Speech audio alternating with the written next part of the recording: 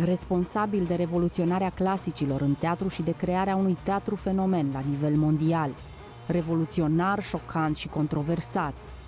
I had it all. Regizorul german Thomas Ostermeier vă dă întâlnire pe TVR Cultural. Pentru prima dată alături de actori români pe scena Teatrului Național din București, Hedda Gabler. Un eveniment cultural strategic, dar și un moment de foc ce a împărțit criticii și publicul în două tabere. Celebrul regizor își spune povestea față în față cu jurnalista Ana-Maria Onisei. Hello, I'm Ana-Maria. Like this because I'm Why? sick. You're sick? You still really have a sick. cold? Yeah. It's not the best times for a cold, is it? I'm Yeah, whatever. terribly sick. Still. Thomas Ostermeier, I shall start with a quote from yourself. Everything is accepted in theater as long as you don't bore the public. Is that a difficult task? Yeah, of course it's difficult because most of theater is boring. I'm sorry to say, and we all know how many times we suffered in the theater and how many times we thought, oh, why is it so slow? Why is there no rhythm? Why is there no change in the atmosphere? No change in the set? No change in the storytelling? So yeah, it's. I think it's quite the biggest sacrilege of our times in the theater that it's most of the time boring. Is that what inspired you to change? That was what I was saying when I started as a theater director. That was the idea. Yeah, that was why I thought I would have never thought that I can be a director. Because I thought directors are much more intelligent and bright and I don't know, intellectual. And but I having seen a lot of theater as a young man, I always thought one thing I can change, and that is the rhythm of the performance, because I was looking left, I was looking right, and everybody felt it, but nobody cared. You know, it is part of theater to be so challenging every now and then. Are you shy or rather an introvert? Is this why you weren't thinking that you would be a great director? I don't know. Haven't thought about it. Other people have to say this, but what I can tell you is that I'm not coming from an intellectual background. My family is not academic.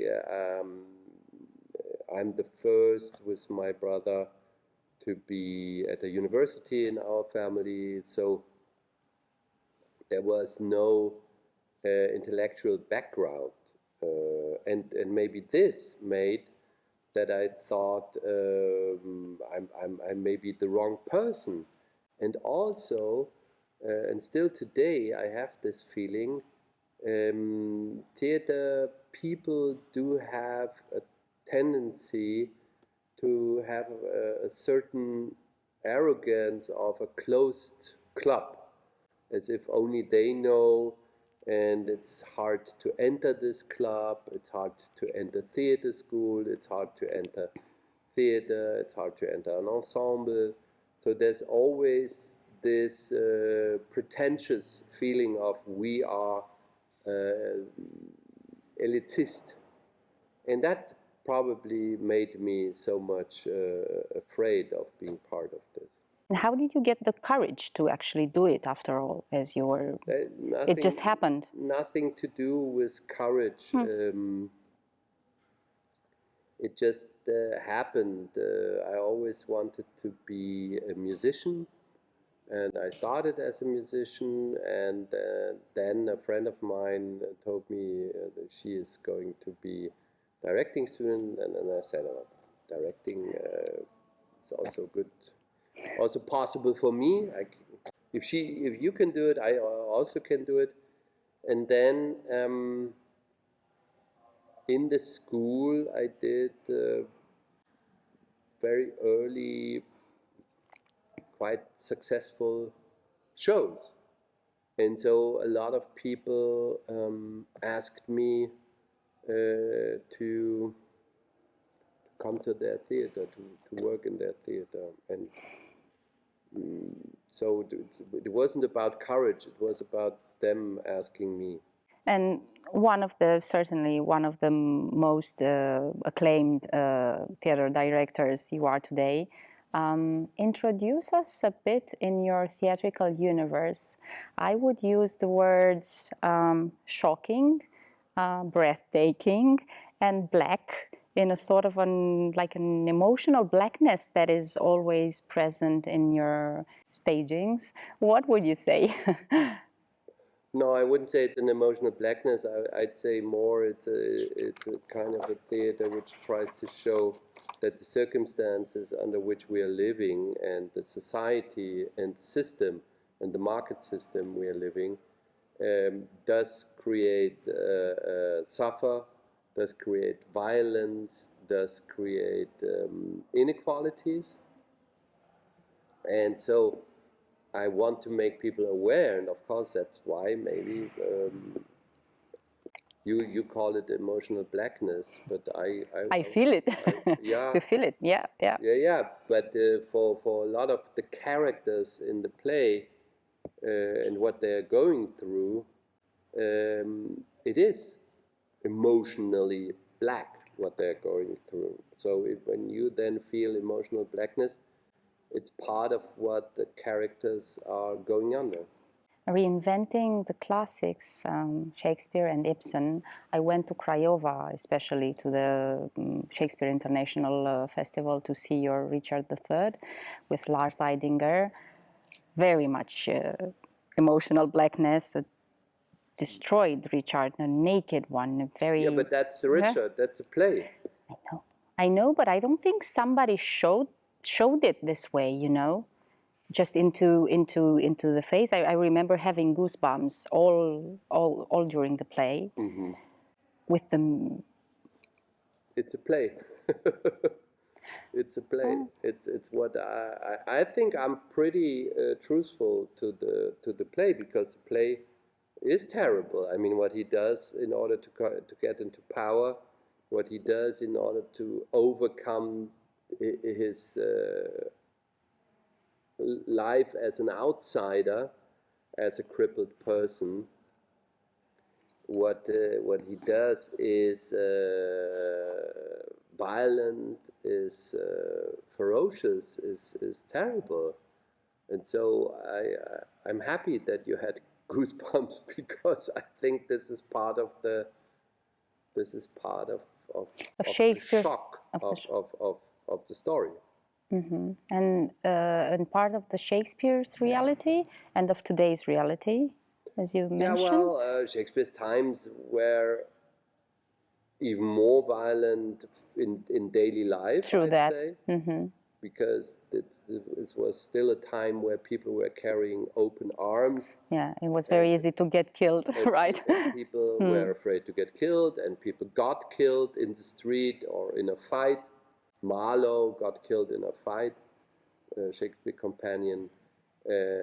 When you, at the time of Elizabeth II, of Shakespeare's time, Elizabeth I, of course, when you entered London over the London Bridge, there were pillars with the heads of the traitors in order to show the people what happens to traitors. So they cut their head off after they killed them and put it on the bridge to show what happens to traitors in this country. So, and this is only one example for the violence in the daily life in Elizabethan times. But our time is also very cruel, terrible, violent. Yeah. How do you think about staging it this way? You think, well, I want to do Richard III, and just let us know. We are curious. I don't think at all. You don't think I at don't all? think at all. Okay. I'm just following my instinct. Mm. I read the scene, and then I try to go as far as possible in the reading of the scene and in the staging of the scene. Were you ever afraid of the reactions of the public? Powerful? I don't think my theater is shocking. No. Not at all. I think the world is shocking, and I think to be, or try to be, as truthful to my experience of the world as possible. And when people do believe that what they see on stage in my shows is shocking, then I hope that it's a shock about the state of the world. Hedda Gabler, it's your first time working at the National Theatre in Bucharest and with Romanian actors. How was the experience? I was reading the what the actors said, and I remember one of them just said that you are very precise when working. That he was surprised in a way, in a good way, of course, about this. Do you know the Austrian film director Michael Haneke? I love him. Yeah, I know him. And he said the only thing a director owes the world is precision. And I think this is a very good description of the work of a director. And I'm not precise because for the sake of being precise. I'm precise because I think in the detail, in the rhythmical detail, in the emotional detail, in the language detail lies the truth of the show and of the performance. So it is getting close to a kind of veracity in the performance, and also for the actors to create a chain of actions, emotional actions and physical actions, which makes sense, so that then they can feel free. Tell us then how did you imagine Ibsen today? I think you also had this staged in Schönbrunn, right? Well, there are so many items in this show which are important. The first thing which is important, that the play puts into question the role of the woman and describes a woman who marries in order to be materially provided. This still happens today, and I think with the change we are going under in the neoliberal times, this happens again more, because there's this new class of nouveau riche everywhere in the world. Mm-hmm. And this nouveau riche is actually, when you think about the symbols of status which they are using, incredibly conservative. So it's about young, vital, virile man with sunglasses and muscular body, sports car, big house, successful in the job, and having a wife on their side which only needs to look beautiful. Mm-hmm. We have this a lot in our Instagram world. This is part of our reality, even though that we are at the same time fighting for emancipation of women and new gender roles. We have, on the other hand, and I experience this as a big contradiction.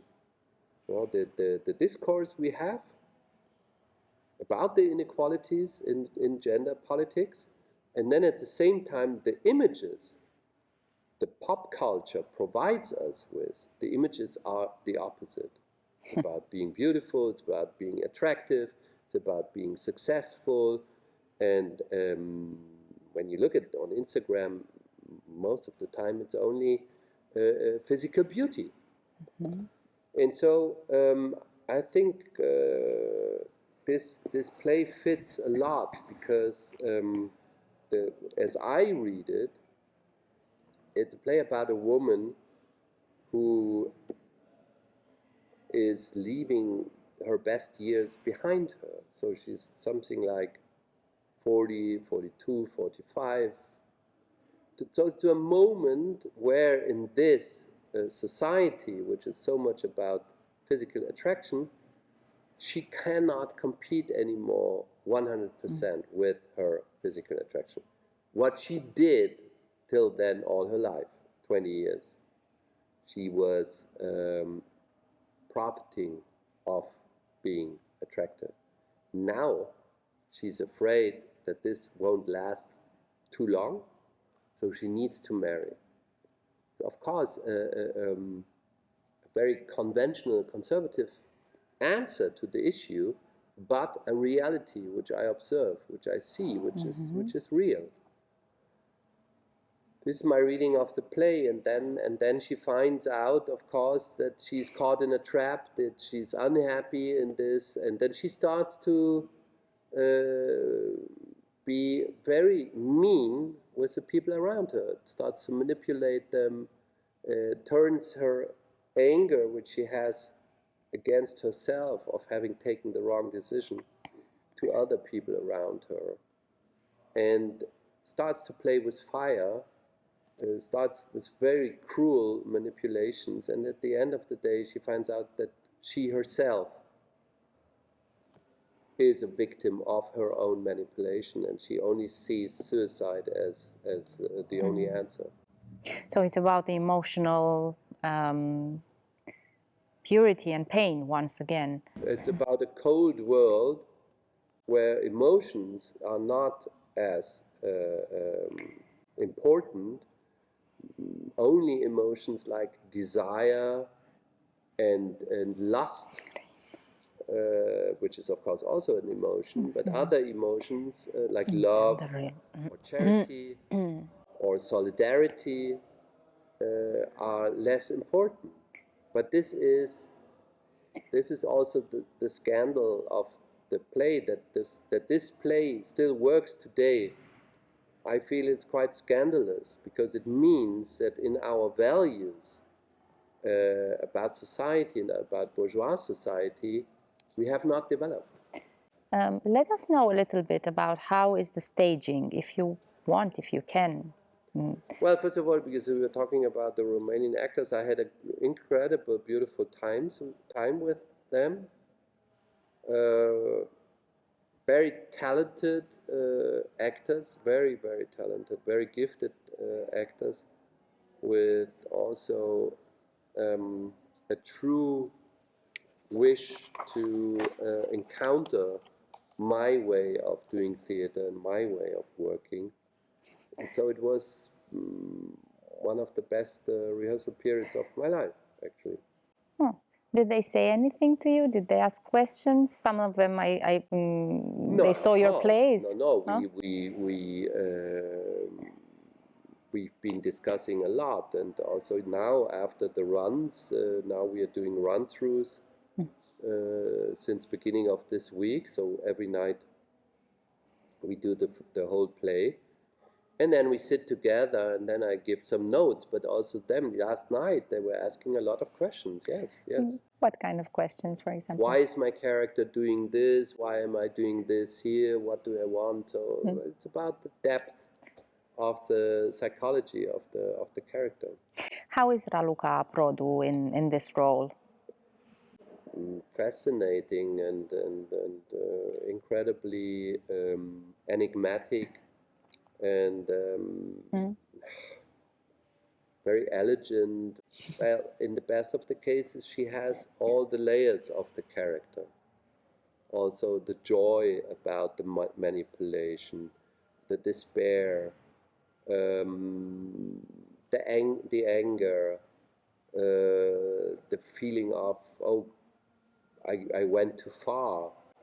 So it is from the classical canon probably 1 out of 5 best female characters.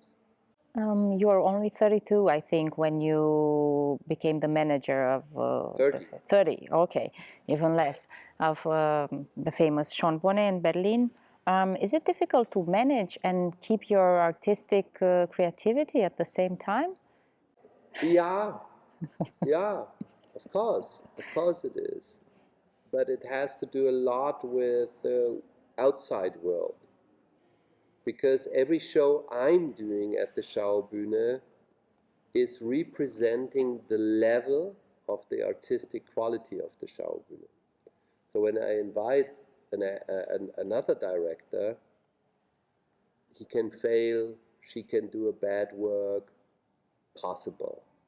But I always have to perform the best because they look at my work as this is Schaubühne.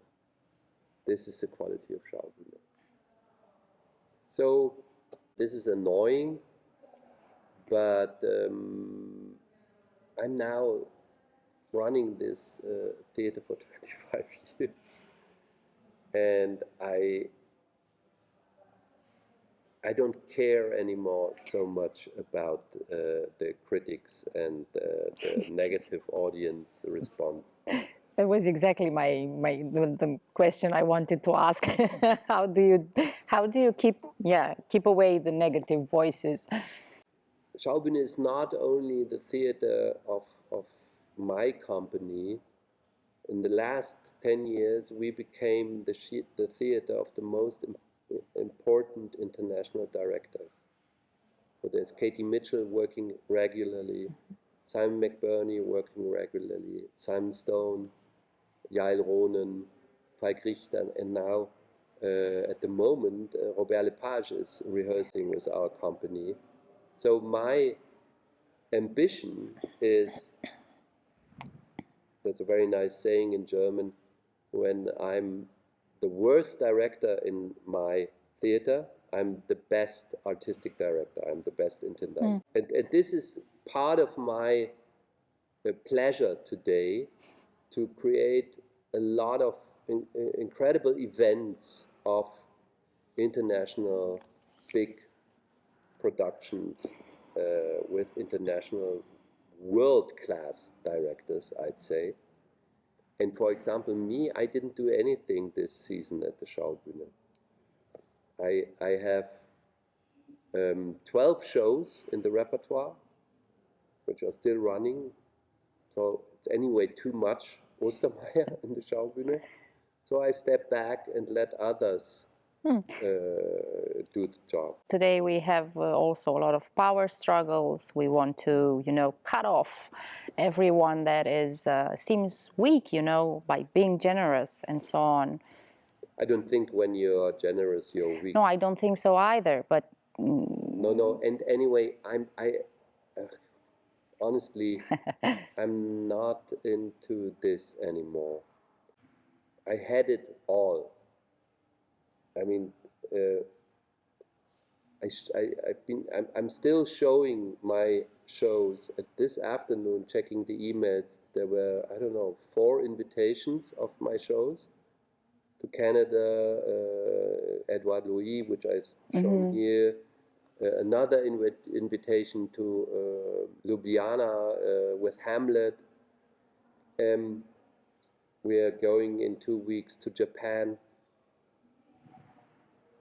And this is my life now for the last 15 years, 20 years. And only there was a short intermission during COVID because we couldn't travel. But so I'm okay. I'm okay. I'm fine. I don't, whatever they want to do, I'm okay. I'm okay. I'm happy. I'm happy, and I think when you're happy with yourself and with the work you do, and you've seen the world with your art, then you can relax. Is there anything special that you ate in Romania? Ate? I haven't been eating so much out, No. unfortunately, but I've been to this restaurant several times because I like it. It's called Lacrima i Sfintis, no? Is it this one? Lacrimi și sfinți. Yeah, you say it better. So the one, and that was nice to go there, and everything they have there is very good. So from your point of view, there is hope. I mean, the world today is not depressing. No, there's the world today is very depressing, but hope. Which kind of hope? I don't know. Yeah, we have to keep on going and building and promoting the view, at least the view on the world. So I have no suggestion how to improve the world, but I know that it's very important to what artists do. They give a mirror to the world. And we are responsible that this mirror is reflecting the right thing. And that is, if you want, my hope. But there are a lot of artists out there, filmmakers, literature, philosophers. There's great people out there. For example, Edouard Louis, who's a close friend of mine, or Didier Ribon, and this gives me hope. Last question. Why should Romanians come and see Thomas Ostermeier on the stage of the National Theatre in Bucharest? There's no reason to come. No reason to come. I never promoted myself. I was always lucky that I'm doing what I need to do. So the show you are seeing last night, I was very happy with the show, with the run. I was sitting there and I was proud. I was even proud of what they are doing, what we achieved. And so I'd say if people want to come and see a group of people who was working very hard and achieved something beautiful, not heavy. The show is not heavy. The show is very entertaining, even funny at times, but then shocking at a moment. So if people want to see something where the team of the people on stage is proud, I think they're proud, and they can be proud of what they're doing. If they want to see this, they're welcome. But it's not. I would never say this is a show you must see. It's something we build, and we are trying to be truthful to ourselves. So we are not doing more than we can stand for. This is what we can stand for. This is what we can tell and show and not more, not less. It's like I don't know, it's like a good bakery. It's a very good, how do you call this, what you can eat here everywhere? It's only a few bakers do a very good bread. And Romania is a country? Is what kind of country? How would you describe? Well, that was my first question when I started the work with the actors, and I told them I don't understand the Romanian soul, and I still don't, and they cannot explain it to me, and so it stays a miracle. But for me, always miracles are much more interesting because there's a process which you can then go on to understand more, better, deeper, different view. I've been watching some documentaries about the Romanian history. You can tell better. Thank you. Thank you so much. Yeah.